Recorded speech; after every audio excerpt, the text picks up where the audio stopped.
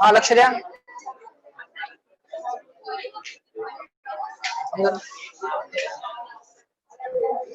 हा लक्ष द्या. Okay, are the voice and screen clear?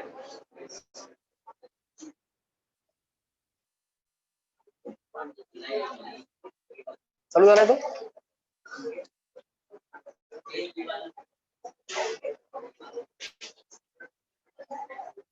Fine.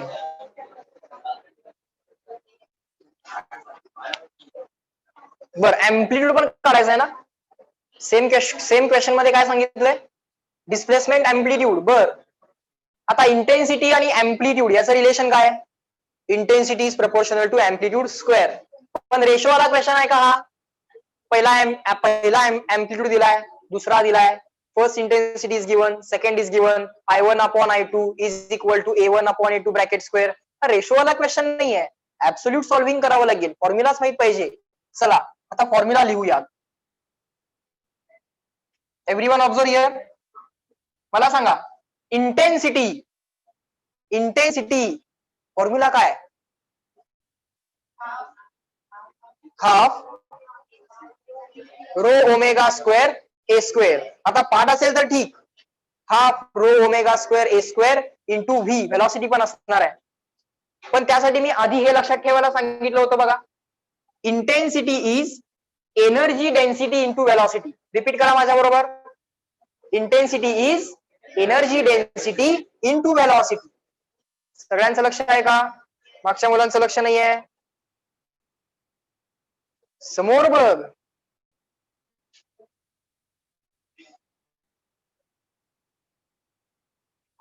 हा, intensity is energy density into velocity. बर, इथं काय आहे? Energy density into velocity of a wave. Okay sir, energy density into velocity.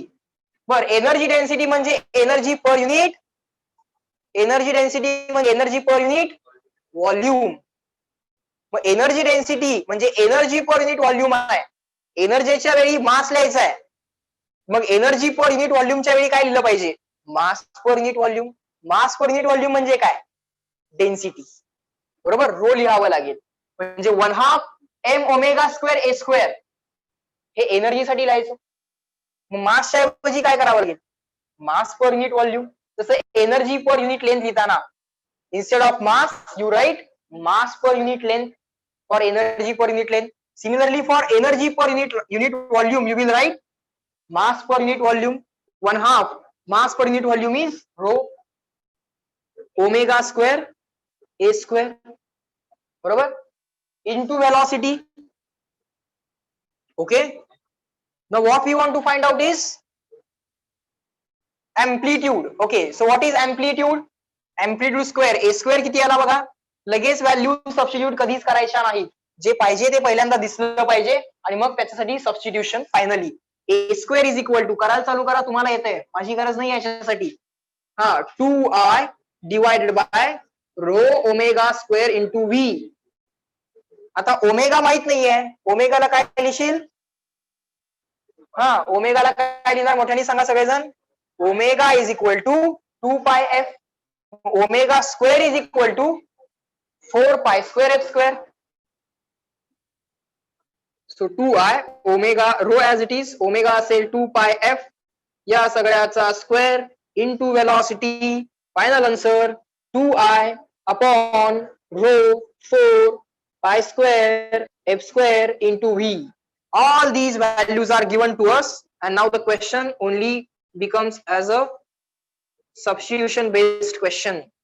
Put the values, get the answer. a square आलाय sir, a square आलाय, काय करायला पाहिजे मग?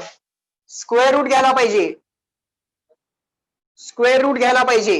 मग a is equal to under root, हा, 2i divided by rho 4π square f square into v. आता हे कॅल्क्युलेशन आता करू नका, हे कॅल्क्युलेशन ऍज इट इज ठेवा आणि लेक्चर झाल्यानंतर किंवा सगळे लेक्चर संपल्यानंतर हे कॅल्क्युलेशन ट्राय करा, म्हणजे आपल्याला नेक्स्ट पॉइंटला जाता येईल. आता करायला नको एक कॅल्क्युलेशन. क्वेश्चन समजला, सॉल्व्ह होईल असं लक्षात आलं का तुम्हाला? काय लक्ष ठेवायचं आहे? Intensity is, repeat, energy density into velocity. Velocity तर व्ही झाली, ती त्यांनी दिली आहे, व्ही दिलाय. आता राहिला प्रश्न काय? एनर्जी डेन्सिटीचा. 1/2 m ω² a² करून आपण एनर्जी लिहितोय ऑसिलेशन मध्ये, तीच वेव्ह मध्ये लिहायची. मग एनर्जी पर युनिट व्हॉल्यूम करायचा आहे, मास पर युनिट व्हॉल्यूम लिहा. म्यूच्या ऐवजी रो लिहिले ना, मास पर युनिट लेंथ सारखंच काय केलं इथं, मास पर युनिट व्हॉल्यूम म्हणजे density of the medium. That's it, formula मिळाला. कळतंय का? सो इंटेन्सिटीचा फॉर्म्युला पाठ करणार आहे का हा? नाही. काय कुठला पाठ करणार तुम्ही formula? Intensity is energy density into velocity. I think एका 2 वेळा सांगितला मी आता तुम्हाला हा फॉर्म्युला, मागं एकदा पण सांगितला होता. असाच एक क्वेश्चन होता इंटेन्सिटीचा. सो हा फॉर्म्युला विसरू नका, हा तयार करता येतोय. हा विसरला तरी चालेल, हा लक्षात ठेवा, कारण याच्यावरनं हा तयार करता येतोय. Fine. Next, standing waves in sound. Standing wave, stationary wave. साऊंडच्या पण स्टेशनरी वेव्ह होतात का? होणार की, का नाही होणार? व्हायला नाही पाहिजेत असं वाटतंय का? असं नाही ना वाटत? सर फक्त स्ट्रिंग मध्ये पाहिजे स्टेशनरी वेव्ह, असं काय का? नाही. बर, स्ट्रिंग मधल्या स्टेशनरी वेव्ह ना, आता नीट ऐका मी काय काय सांगतो. स्ट्रिंग मधल्या स्टेशनरी वेव्ह ना काय म्हणतात? Transverse stationary wave. काय म्हणतात? मोठ्यानी सगळेजण काय म्हणतात? Okay, because both the component waves, first wave as well as second wave, both were transverse, म्हणून रिझल्टंट वेव्हला काय म्हणायचं? Transverse stationary wave. आता साऊंडच्या स्टेशनरी वेव्ह ज्या काय तयार होतील त्याला काय म्हटलं पाहिजे? त्याला काय म्हटलं पाहिजे? Longitudinal stationery wave. काय म्हटलं पाहिजे? रिपीट करा. Longitudinal stationery wave. So stationery wave formed by two longitudinal waves will be called as longitudinal stationary waves, right? दोन waves कशा असतील? First traveling along right, second traveling along left. Both the waves will be identical. Identical waves traveling in opposite direction in the same part of the medium will produce stationary waves. बघा definition तुम्हाला सांगता येते का? माझ्याबरोबर सांगायचा प्रयत्न करा. हा, स्टार्टिंग कुठनं गेलं पाहिजे? Identical waves. Identical waves travelling in opposite direction in the same part of the medium will produce stationery waves. Identical waves पाहिजेत म्हणजे काय? Same amplitude, same frequency. Repeat करा. आयडेंटिकल वेव्स म्हणजे काय? Same amplitude, same frequency, travelling in opposite direction. परत काय मिळणार आपल्याला? स्टेशनरी वेव्स मिळतील. मग साऊंड मध्ये ज्या काही इक्वेशन्स तयार होणार स्टेशनरी वेव्हच्या, त्या इक्वेशन्स आणि तिकडच्या ह्याच्या स्ट्रिंगच्या स्टेशनरी वेव्हच्या इक्वेशन्स एक्झॅक्टली सेमच असल्या पाहिजेत. वेव्हचं इक्वेशन कुठे बदलते? फक्त काय बदलते? डायरेक्शन ऑफ व्हायब्रेशन बदलते ना. ट्रान्सवर्स मध्ये अप डाऊन आणि लॉन्जिट्युडिनल मध्ये लेफ्ट राईट. इक्वेशन्स रिझल्टंट पण तेच राहतील. काय असतं स्टेशनरी वेव्हचं इक्वेशन? कोण सांगेल? एक्स इज इक्वल टू किंवा Y is equal to 2a cos kx sin omega T. परत एकदा, y is equal to 2a cos kx sin omega T. असं चालेल का? 2a sin kx cos omega T असं चालेल ना? 2a sin kx sin omega T असं पण चालेल. 2a cos kx cos omega T असं पण चालेल, डिपेंडिंग अपॉन नीड. असा एक क्वेश्चन सॉल्व्ह पण करून दाखवला होता. ओके, बर. सो आता स्टँडिंग वेव्हज इन साऊंड. बर, आता स्टँडिंग वेव्हज इन साऊंड आपण स्टडी करणार आहोत. बघा इंटरेस्टिंग आहे, अगदी इझी वाटणार आहे तुम्हाला, काहीही नवीन वाटणार नाहीये, सगळं ऍज इट इज रिपीट होणार आहे. लिहा, closed pipe. Everyone write along with me, closed pipe.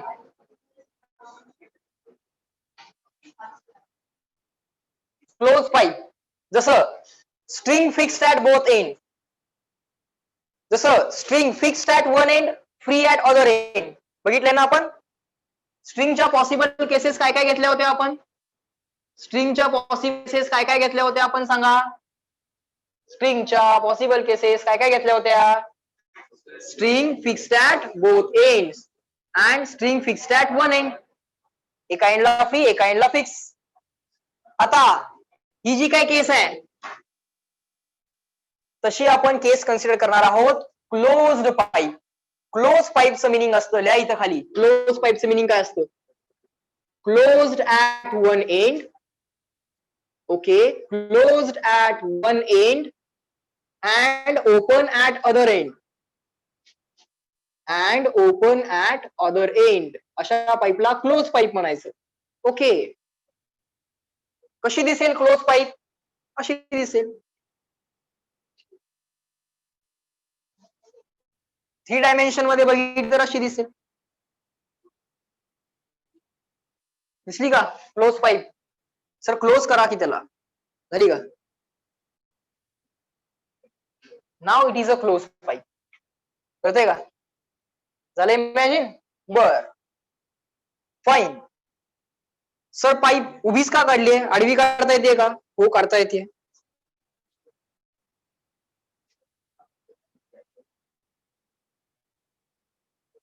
बर, चालेल, समजायला लागले? So this is our close pipe. आता या क्लोज पाईप मध्ये मोड्स ऑफ व्हायब्रेशन स्टडी करायचे. काय स्टडी करायचं आहे? रिपीट करा, काय स्टडी करायचं आहे? Modes of vibration. ओके, आता मला सांगा, जर एखादं क्लोज्ड एंड असेल, फिक्स एंड असेल, तर तिथला एअरचं plane, air plane at the close end, will that vibrate? Will that vibrate? No. Boundary कशी आहे? फिक्स आहे, फिक्स आहे, फिक्स आहे. फिक्सला काय तयार व्हायला पाहिजे? Node anti node. फिक्स पॉइंटला काय तयार व्हायला पाहिजे? Node anti node. Node. Fix बाउंड्रीला काय तयार व्हायला पाहिजे? क्लोज एंडला काय तयार व्हायला पाहिजे? Node anti node. नोड. म्हणजे इथं काय तयार होणार? नोड. ओपन एंडला काय तयार होणार? क्लोज एंडला काय तयार होणार? क्लोज एंडला काय तयार होणार? आणि ओपन एंडला? So first mode of vibration असा असेल का?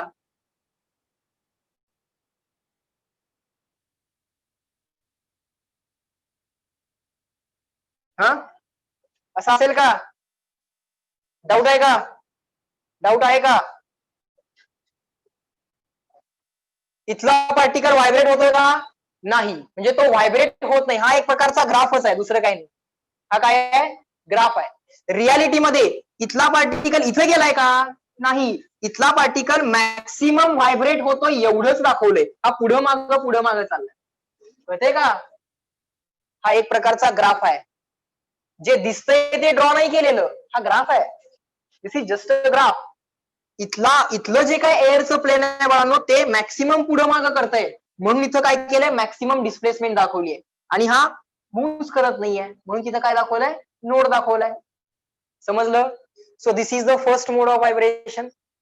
बरोबर. सेकंड मोड ऑफ व्हायब्रेशन काय असेल बघा. पहिल्यांदा बेसिक सगळे आजूबाजूचे क्लिअर करून घेऊयात. इक्वेशन काय तुम्हाला इझिली येणार आहेत, मला माहिती आहे. चला एक क्लोज पाईप घेऊयात. कशी पाहिजे पाईप सांगा तुम्हाला? अशी उभी पाहिजे की आडवी पाहिजे? आडवी पाहिजे की याच्यासारखं मॅप करता येईल? कारण ही केस आणि ही केस काय येईल? सेम येणार. मग याची जी काय उत्तर आहेत ती सगळी याची उत्तर आहेत. संपला पॉइंट. काय शिकवायचं राहिलं मग त्यात? हा जो काय आहे याचा फर्स्ट मोड ऑफ व्हायब्रेशन असा असतो ना? बघा जरा गंमत, लक्ष द्या, इकडे लक्ष द्या. याचा फर्स्ट मोड ऑफ व्हायब्रेशन हा असतो. याचा फर्स्ट मोड ऑफ व्हायब्रेशन पण तोच दिसायलाय. याची फंडामेंटल काय असते?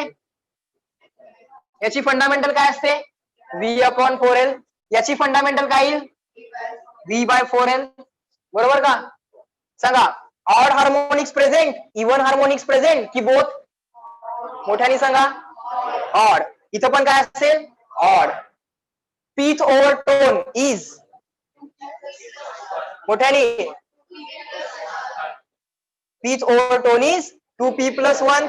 Peach overtone is 2p+1. समजलं का? मग करून दाखवायचंय का मी? नोट म्हणून लिहून घेऊया मग सगळं. चला, समजलं का? सो आधीचा पॉइंट क्लिअर असेल तर पुढचा पॉइंट आम्हाला क्लिअर इझिली करता येतो. चला लक्ष द्या. समजलं नसेल तरी चालेल, परत कंपॅरिझन होणार आहेच, परत मी सगळं करून दाखवणार आहेच. लक्ष द्या, लक्ष द्या. आपापसात बोलू नका.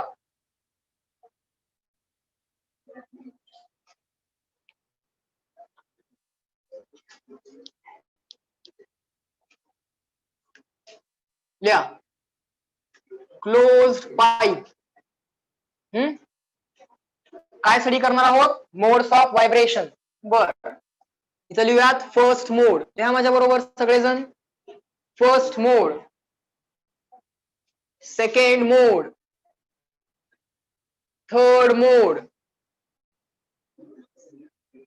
ओके, पाईप बदलायचे आहे का? नाही. Same pipe, same pipe, same pipe. Okay, pipe तर सेमच ठेवली. First mode of vibration, close बाउंड्रीला काय व्हायला पाहिजे? मोठ्याने. क्लोजला काय व्हायला पाहिजे? नोड. ओपनला काय व्हायला पाहिजे? Antinode. Simplest possible mode तयार झाला का? झाला. चला next. Next mode of vibration मध्ये किती लूप ऍड व्हायला पाहिजे? How many loop should be added? 1 loop. एक लूप म्हणजे किती lambda by 2? 1 loop means how many lambda by 2? एक लूप म्हणजे किती? एकच लॅम्बडा बाय 2. मग लॅम्बडा बाय 4 किती? एक लूप म्हणजे किती lambda by 4? 1 loop is equal to how many lambda by 4? 1 loop is equal to how many lambda by 4? 2 lambda by 4. Already किती लॅम्बडा बाय 4 आहेत? ऑलरेडी किती लॅम्बडा बाय 4 आहेत? 2 आहेत. ऑलरेडी किती लॅम्बडा बाय 4 आहेत? 1. अजून किती ऍड केले पाहिजेत? 2. ओव्हरऑल लॅम्बडा बाय 4 किती होतील? Overall lambda by 4 will be 3. So how many equal parts? 3 equal parts. How to make 3 equal parts? 1, 2 and 3. How to make 3 equal parts? 1, 2 and 3. इथं काय पाहिजे? What should be here? Node. पुढचं काय? आपोआप draw होतंय. This is the next mode of vibration. समजायला लागलंय का? तेच आहे, फक्त इथं वायर ड्रॉ करायच्या ऐवजी काय केले? Close pipe. त्याला तर पाहिजेच की. So this is lambda by 4. This is what? How many lambda by 4? 1, 2, 3. So this is 3 lambda by 4. हा, already how many lambda by 4 we have? मोठ्याने सांगा. 3. How many are to be added? किती add करायचे? Loop add करायचे ना, 2 add करायचे. Already 3 आहे, 2 add केले. Overall finally how many lambda by 4 will be there? 5. So how many equal parts? 5 equal parts. How to make 5 equal parts? बघा, 1, 2, 3, 4 and 5. Line 4च काढायचे आहेत. 5वी लाईन काढली तर 6 इक्वल पार्ट्स होती. 1, 2, 3, 4 and 5. इथं काय पाहिजे? What should be here? Node. Triangle वगैरे काढायचं नाही, स्ट्रेट लाईन काढायच्या नाही. साईनचे कर्व आहेत ते, स्ट्रेट लाईन काढायच्या नाहीत.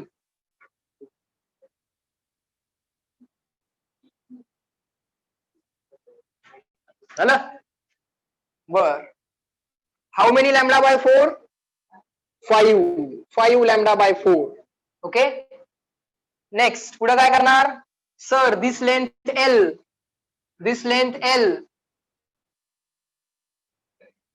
दिस लेंथ इज अगेन L. बरोबर का? डाऊट आहे का? बोला. Is equal to L, is equal to L, is equal to L. Lambda 0, lambda 1, lambda 2. सगळं तेच रिपीट व्हायलंय, म्हणजे रिव्हिजनच चालू आहे. हा, नेक्स्ट काय करायचं आहे? सर फ्रिक्वेन्सीज काढायचे आहेत. मग काय करशील? V is equal to N lambda. V is equal to N lambda. V is equal to N lambda. V is equal to N lambda. बरोबर?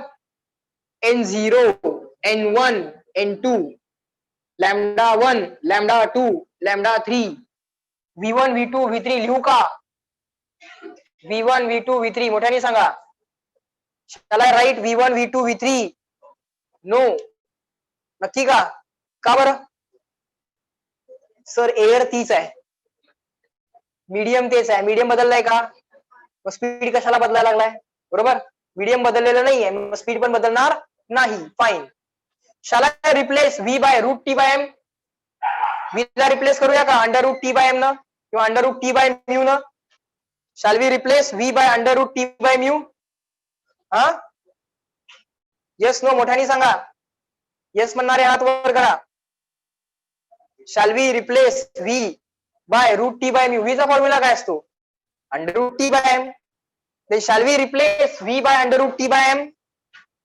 आपल्याला पाहिजे ना फ्रिक्वेन्सी N0, N1, N2 काढू आपण. But before that shall we replace V by under root T by mu?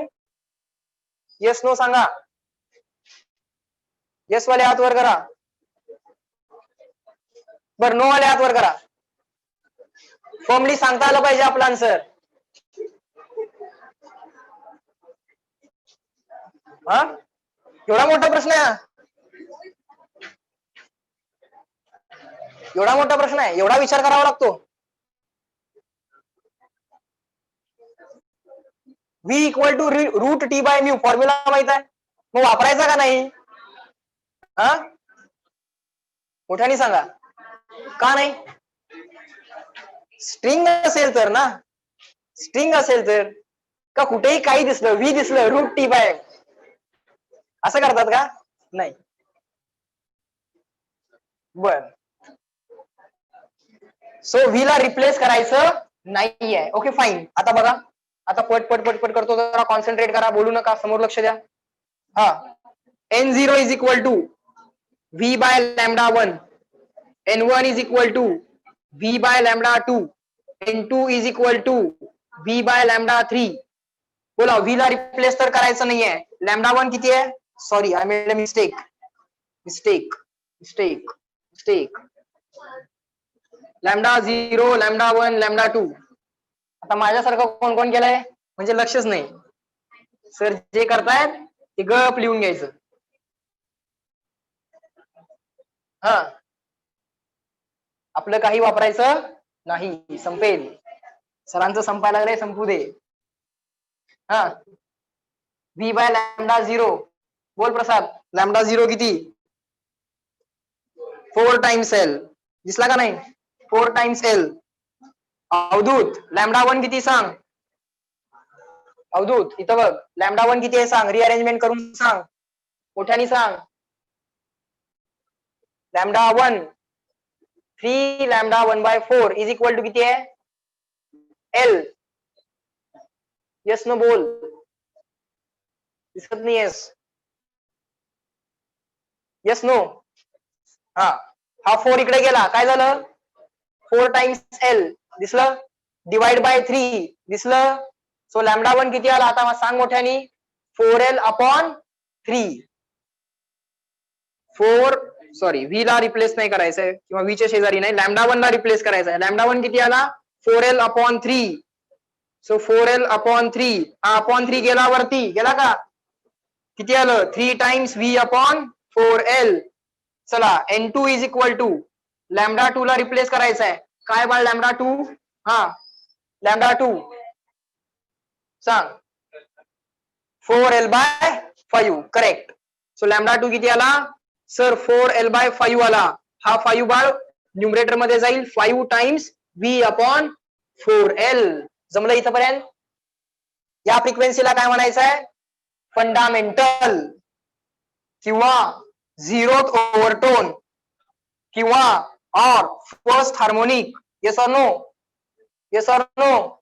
Yes. This frequency is called as N1. हे जे काय numbering आहे, हे नंबरिंग काय आहे? ओव्हरटोनचं नंबरिंग आहे. So this is called as first overtone. This is called as second overtone. हा आहे सेकंड ओव्हरटोन.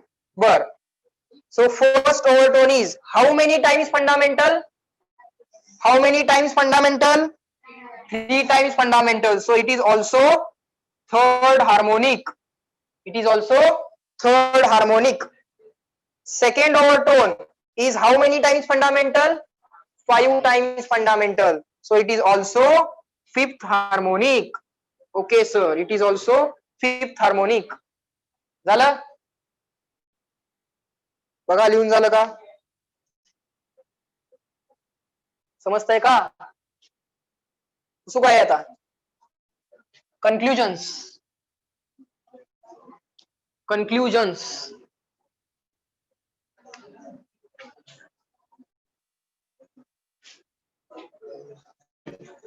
लिहा माझ्या बरोबर. फंडामेंटल फ्रिक्वेन्सी किती आली? फंडामेंटल किती आली मोठ्याने सांगा? V/4L. V/4L. ओके. त्यानंतर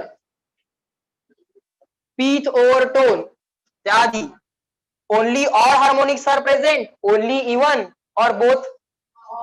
first, third, fifth means only odd harmonics are present. Yeah, only odd harmonics are present. Only odd harmonics are present. Pitch overtone is बघा, first overtone is third harmonic, second overtone is fifth harmonic. म्हणजे double the number add 1. 2p + 1. Number double करा. 1 ला double करा 2 + 1 3. 2 ला double करा 4 + 1 5. So double the number, add 1. So pitch overtone is 2p + 1th harmonic. मग frequency of pitch overtone काय असेल? Frequency of 2p + 1th harmonic. 2p + 1th हार्मोनिकची frequency किती असेल? 2p + 1 times fundamental. फिफ्थ हार्मोनिकची फ्रिक्वेन्सी काय असते? 5 टाइम्स फंडामेंटल. 17th हार्मोनिकची फ्रिक्वेन्सी काय असते? 17 टाइम्स फंडामेंटल. मग 2p + 1th हार्मोनिकची फ्रिक्वेन्सी काय असेल? 2p + 1 times fundamental. काय फंडामेंटल? V/4L. झालं, पॉइंट संपला. मागचा पॉइंट पण रिवाइज झाला. फक्त डायग्राम बदलली ना. स्ट्रिंगच्या ऐवजी काय आलं? Instead of string there is a pipe. So तुम्हाला होमवर्क, ओपन पाईप आपण हे कशासाठी केलं? Close pipe. इथपर्यंत सगळं समजलं सगळ्यांना? हे सगळं अनालिसिस करायचं आहे. पुढचं अनालिसिस सेम राहणार आहे. फक्त काय होणार आहे? Instead of close pipe there will be now open pipe. So फक्त मी तुम्हाला सुरुवात करून देतो. सगळं रिमेनिंग जे काय आहे ते तुम्ही करायचं. आपापसात बोलणं नको आहे. आज सांगायला काय लागले तुम्हाला?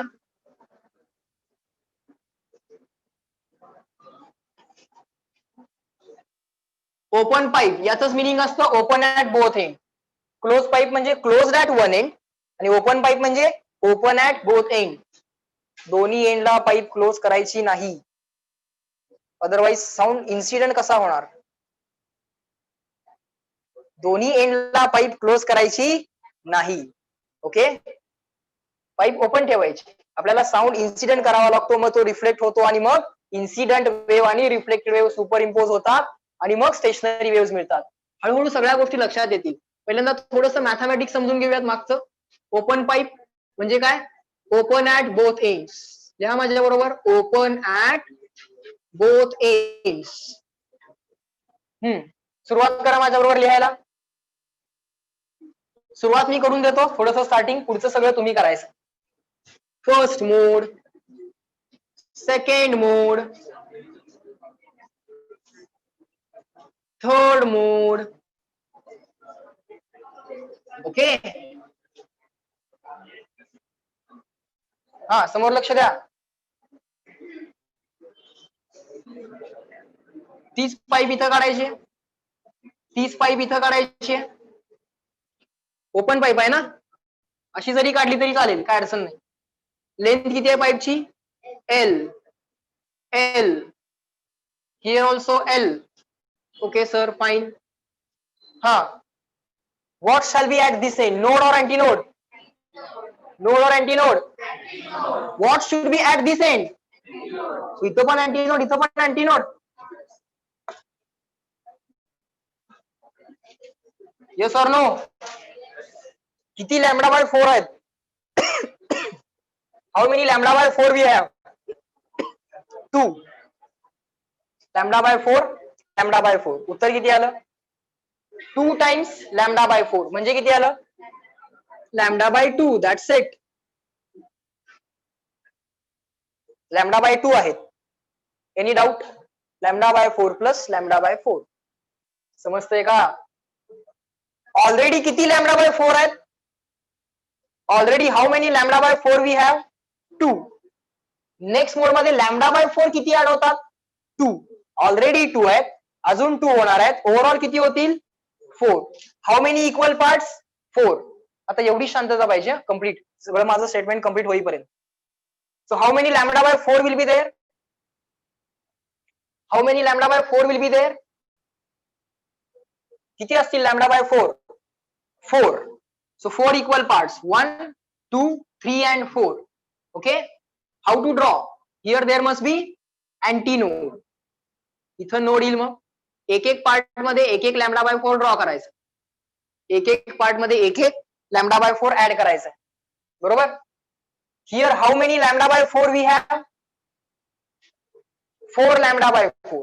4 lambda by 4 म्हणजे 4 ला 4 कॅन्सल, म्हणजे आपल्याकडे इथं काय आहे? फक्त लॅमडा आहे. Already 4 lambda by 4 we have, आणि 2 लॅमडा बाय 4 अजून ऍड होणार आहेत. So overall there will be 6 lambda by 4. So how many equal parts? 6. 1, 2, 3, 4, 5 and 6. So प्रत्येक पार्ट मध्ये, आता ट्यूब जर तुम्ही अशी मोठी घेतली असती तर बरं झालं असतं. आता माझ्याकडे फळ्यावरती एवढीच जागा आहे, मला असंच ड्रॉ करावं लागेल, पण समजेल. Fine. So how many lambda by 4 we have? 6. So 6 times lambda by 4. 6 by 4 is 3 by 2. 6 times lambda by 4 म्हणजे 3 times lambda by 2. कसंही म्हणा. is equal to L, is equal to L, is equal to L. इथं lambda 0, इथं lambda 1, इथं lambda 2. पुढचं analysis सगळं तुम्ही करायचं आणि मला सांगायचं N0, N1 आणि N2 चं आन्सर काय. करणार का? जमेल का? केलंय ना? स्ट्रिंग वाला परत एकदा बघायची गरज वाटली तर स्ट्रिंग वाला परत एकदा बघा, आन्सर सेम येणार आहे. Okay, so in this lecture we will stop at this point. Remaining things we will learn in the next lecture. Okay, chalo bye.